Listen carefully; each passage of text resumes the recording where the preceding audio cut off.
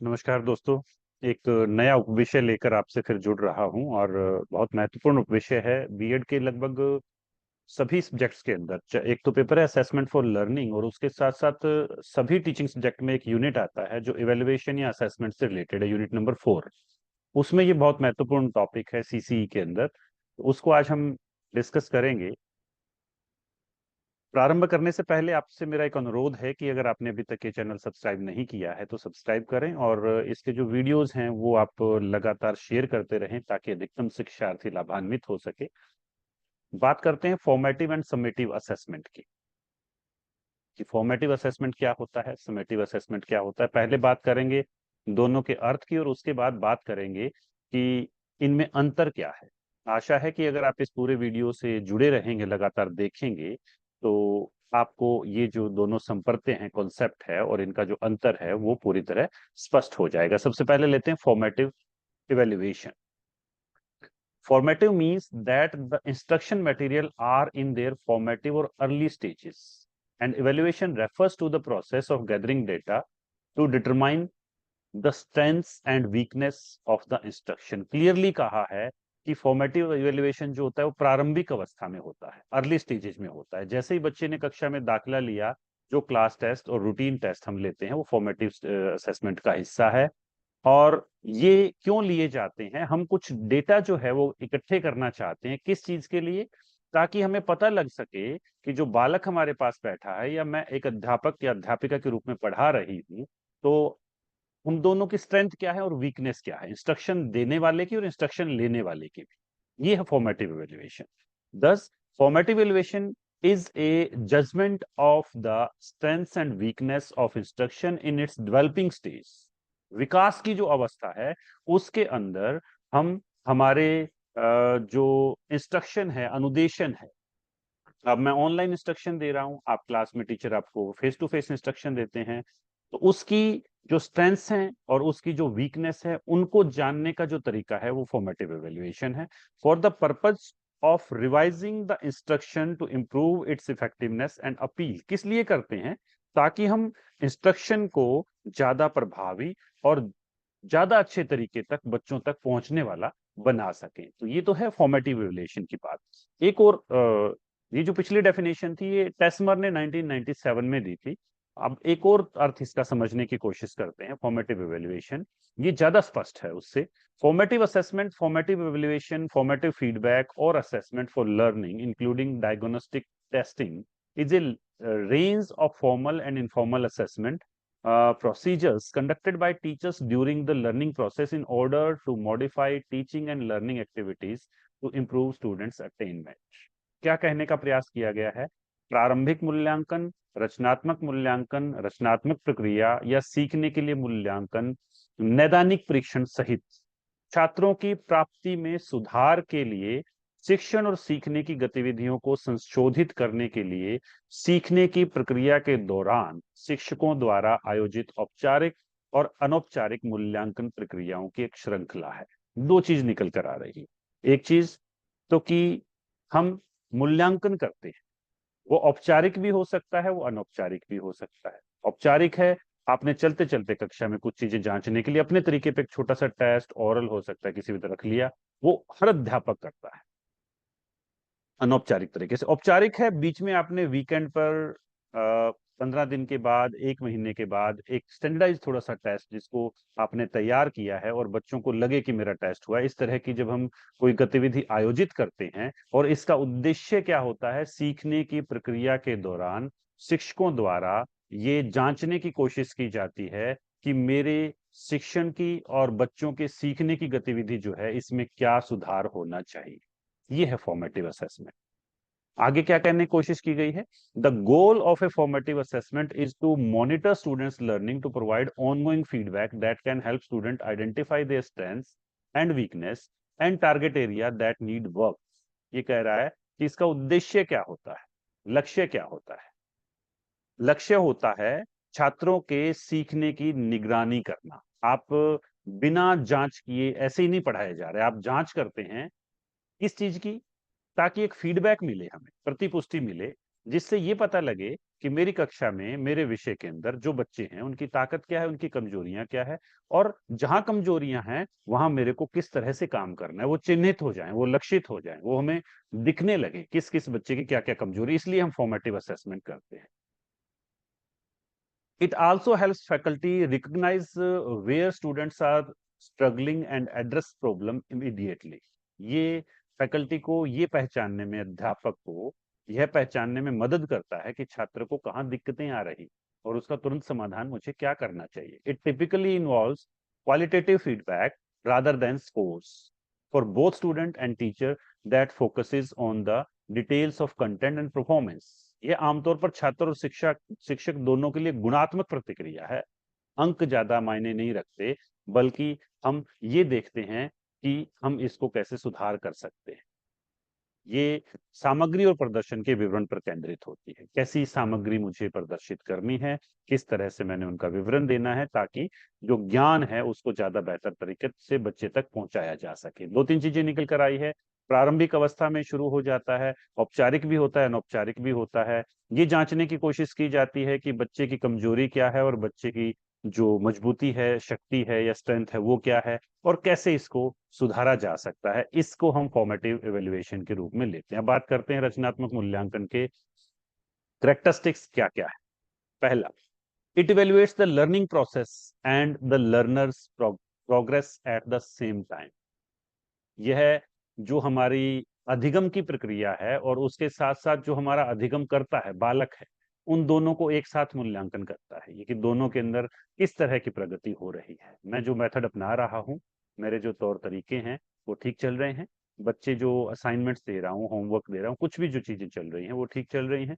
ये चीजें जांचने की कोशिश की जाती है। अगला, formative assessment is collaborative as it measures the students progress and the effectiveness of the teaching method। ऊपर वाली बात को थोड़ा सा एक्सप्लोर कर दिया गया। आगे क्या कह रहा है कि फॉर्मेटिव असेसमेंट जो है वो एक मूल्यांकन सहयोगी तकनीक है, क्योंकि ये छात्र की प्रगति और शिक्षण पद्धति की प्रभावशालीता को मापता है।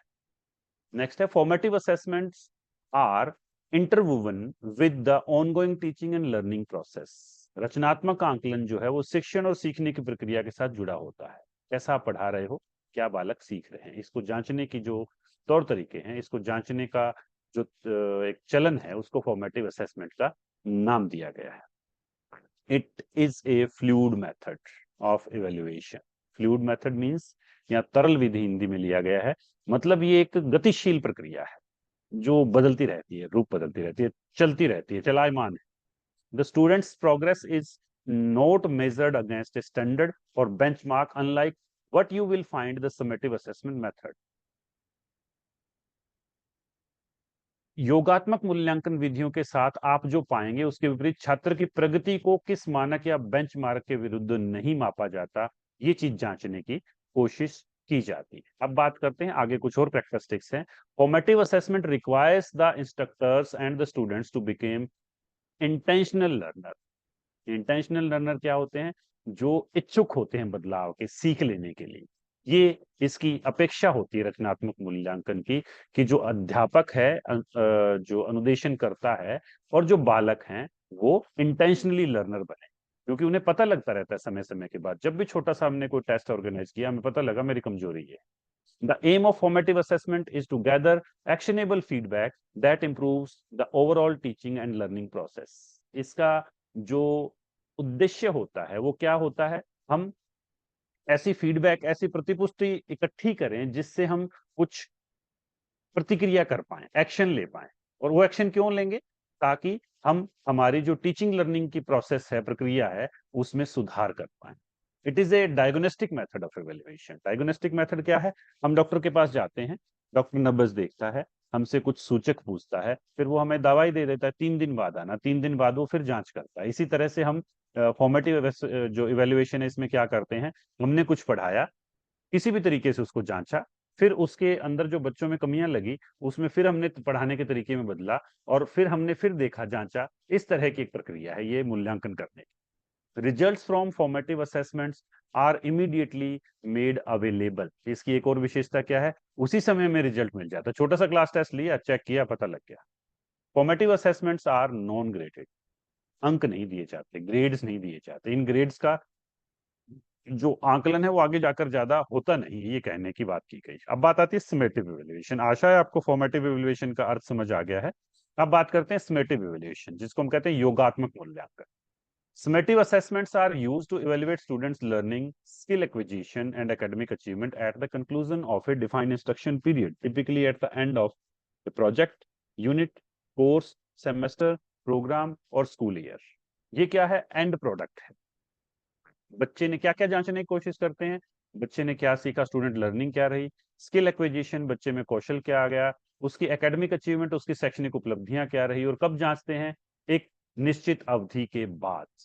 प्रोजेक्ट दिया जाता है, कोई यूनिट पूरी हो गई, कोई कोर्स पूरा हो गया, कोई सेमेस्टर पूरा हुआ, कोई कार्यक्रम पूरा हुआ, या विद्यालय का जो वर्ष है, शैक्षणिक वर्ष, वो खत्म हो गया, तब ये जांचा जाता है। मतलब ये मानक परीक्षाएं होती है। Generally speaking, summative assessment are defined by 3 major criteria. 3 मुख्य क्राइटेरिया पर इसको, मापदंडों पर परिभाषित किया जाता है। पहला है द टेस्ट, असाइनमेंट्स और projects are used to determine whether students have learn what they were expected to learn. 3 चीजों से हम मापते हैं। उनको परीक्षण किया जाता है, परीक्षाएं ली जाती हैं टेस्ट के रूप में, असाइनमेंट्स दी जाती हैं, या उनको प्रोजेक्ट दिए जाते हैं, ये जांचने के लिए कि छात्रों से जो अपेक्षा की जा रही थी वो उन्होंने सीखा या नहीं। In other words, what makes an assessment summative is not the design of the test, assignment or self evaluation per se, but the way it is used to determine whether and to what degree students have learned the material they have been taught. जो दूसरे शब्दों में ये कह रहा है, जो मूल्यांकन को योगात्मक बनाता है वह परीक्षण, असाइनमेंट या स्वयं मूल्यांकन का डिजाइन नहीं है, बल्कि इसका उपयोग करने का तरीका है, कि यह निर्धारित करने के लिए छात्रों ने सामग्री को किस हद तक सीखा है और किस हद तक उन्हें सिखाया गया है। अब बात करते हैं डिफरेंस की। ये तो था पीछे फॉर्मेटिव और समेटिव का मीनिंग। अब बात करते हैं डिफरेंस की। इसके बाद ये चीजें ज्यादा स्पष्ट हो जाएंगी अंतर के बाद। पहला है, formative evaluation is used during the teaching learning process to monitor the learning process. जिस दिन बच्चे ने कक्षा में एडमिशन लिया, प्रारंभिक महीने से ही ये प्रारंभ हो जाता है। बल्कि जो समेटिव होता है वो कब होता है? Summative evaluation used after the course completion to assign the grades. Formative किस लिए कर रहे हैं हम? ताकि हम ये जांच पाएं कि बच्चे की अधिगम प्रक्रिया में गति कैसी है। परंतु समेटिव इवैल्यूएशन किस लिए होता है? ताकि हम उसको अंक दे पाएं, उसको ग्रेड दे पाएं, वो किस ग्रेड के साथ इसको पास कर गया एंड में, कंप्लीट करने के बाद। अगला है, formative evaluation is developmental in nature, विकासात्मक होते हैं। The aim of this evaluation is to improve students learning and teachers teaching. जिसका उद्देश्य क्या होता है? बालक के सीखने के और अध्यापक के पढ़ाने के तरीके में बदलाव लाना, सुधार करना, इंप्रूवमेंट लेकर आना, बेहतर बनाना उसको। Summative evaluation is terminal in nature. एक टर्म, एक समय विशेष, एक अवधि विशेष के एंड पर हो जाने पर यह होता है, डेवलपमेंटल नहीं है। Its purpose is to evaluate students achievement. एक विशेष अवधि में 15 दिन, 20 दिन, 6 महीने, 1 साल में बच्चे ने क्या अचीव किया, उसको जांचा जाता है। Generally teachers made test are used for this purpose. Formative evaluation में अध्यापक जो है अपने तरीके से टेस्ट बनाता है इसके उद्देश्य पूरे करने के लिए। समेटिव इवैल्यूएशन में क्या होता है? Generally standardized test are used for the purpose. Standardized test होते हैं, किस यूनिट से कितने क्वेश्चन आने हैं, किस तरह के प्रश्न पूछे जाएंगे, शॉर्ट आंसर टाइप कितना आएगा, ये कितना आएगा, ये कितना आएगा, अलग अलग जो हमारे नॉलेज अंडरस्टैंडिंग और ये जो चीजें, इनमें से क्या क्या पूछा जाना चाहिए, वो सारी चीजें इसमें होती है। अगला है, the test items are prepared for limited content area. Formative में लिमिटेड कंटेंट एरिया, मैंने एक पार्ट पढ़ाया उसको जांचने के लिए बनाया तो लिमिटेड है। परंतु यहाँ पर क्या होता है? The test items are prepared for the whole content area. एक अवधि विशेष में, मान लीजिए एक सेमेस्टर है, उसमें अगर 6 यूनिट है तो 6 के 6 यूनिट में से इसमें लिया जाएगा। मतलब ज्यादा कंटेंट लिया जाता है, ज्यादा सामग्री ली जाती है, फॉर्मेटिव में कम ली जाती है। नेक्स्ट है, it helps to know to what extent the instructional objective have been achieved. ये हमें जो फॉर्मेटिव असेसमेंट है, एवेल्युएशन है, वो ये बताता है कि हमारे जो इंस्ट्रक्शनल ऑब्जेक्टिव है, जो हर पाठ्य योजना में आप बनाते हो, वो कहां तक अचीव हुए। समेटिव में इट हेल्प्स टू जज the appropriateness of the instructional objectives. जो इंस्ट्रक्शनल ऑब्जेक्टिव हमने लिखे थे, बच्चे ने अचीव भी करे, कितने किए, ये इसको जज करने में हेल्प करता है समेटिव, कि उनकी अप्रोप्रिएटनेस कितनी है, वो कितने सही हैं, कितने वो कामयाब हुए इस चीज को पूरा करने में जो हमने सोचा था। नेक्स्ट है, it provides feedback to the teacher. Formative के अंदर it provides feedback to the teacher to modify the method and the prescribe remedial work. Formative assessment में क्या होता है, फीडबैक होती है टीचर के लिए कि वो अपने पढ़ाने के तरीकों को बदले और अलग तरीके से जो उपचारात्मक कार्य हैं वो कक्षा में करे। कुछ बच्चे काम नहीं कर रहे, कुछ के समझ नहीं आ रहा, तो बदलाव करता है। समेटिव में क्या होता है, it helps the teacher to know the effectiveness of the instructional process, कि मैंने साल भर में, मैंने एक सेमेस्टर में जो पढ़ाया वो कितना कारगर सिद्ध हुआ, इसको जांचा जाता है। सातवां है, only few skills can be tested in this valuation. Formative में कुछ ही कौशल जो है वो जांचे जाते हैं, सारा टोटलिटी में जो मूल्यांकन है वो नहीं होता। समेटिव में क्या होता है, large number of skills can be tested in this valuation. इसमें जो स्किल कौशल हैं बच्चे के वो जांचने के जो दायरा है वो बढ़ जाता है, इसमें ज्यादा तरह से मूल्यांकन करने की कोशिश करते हैं। It is a continuous and regular process. Formative जो है वो लगातार और नियमित चलने वाली प्रक्रिया है, जबकि जो समेटिव है it is not regular and continuous process, क्योंकि हमने पढ़ा कि टर्म एंड पे जाके होता है, जैसे ही वो अवधि पूरी होती है तब हम समेटिव इवैल्यूएशन लेते हैं। वहां it considers evaluation as a process. Formative क्या है, मूल्यांकन को एक प्रक्रिया के रूप में लेता है कि समय समय में कक्षा की पाठ पढ़ाने के बाद 10 प्रश्न वैसे ही पूछ लूं तो मैंने एक जनरली ओरल टेस्ट आपसे ले लिया, उस तरह की प्रक्रिया है कि चलता ही रहता है। परंतु समेटिव वाला क्या होता है, it considers evaluation as a product. हम उस टाइम उसको सर्टिफाई करके देते हैं कि आपने ये पाया, इसमें नहीं देते फॉर्मेटिव में, वो एक उत्पाद के रूप में लिया जाता है। लास्ट है, it answers to the questions whether the progress of the pupil is in a unit is successful. Formative ये बताता है कि एक यूनिट विशेष में, एक छोटे से कालांश में बच्चे की जो प्रोग्रेस है वो कितनी रही। और समेटिव में क्या होता है, it answers the question the degree to which the student have mastered the course content. पूरे कोर्स कंटेंट के अंदर बच्चे ने, विद्यार्थी ने, शिक्षार्थी ने इतनी दक्षता हासिल की, ये बताने की कोशिश की जाती है। तो ये था हमारा topic, formative and summative evaluation. Thank you for watching and listening. जुड़े रहिए, पढ़ते रहिए। धन्यवाद।